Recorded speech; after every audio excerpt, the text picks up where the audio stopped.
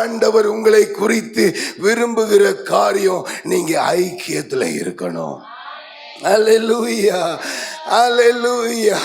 நீங்க சின்ன பிள்ளை புஸ்தகத்துல படிச்சிருப்பீங்க, ஒன்றுபட்டால் உண்டு வாழ்வு, ஒன்றுபட்டால் உண்டு வாழ்வு. காட்டுல ஒரு தனி மாடு மட்டும் ஒரு சிங்கத்தோட போராட முடியாது.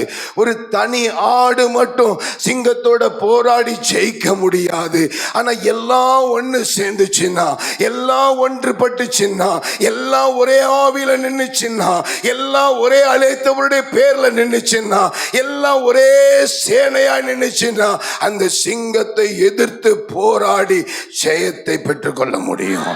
அல்லேலூயா.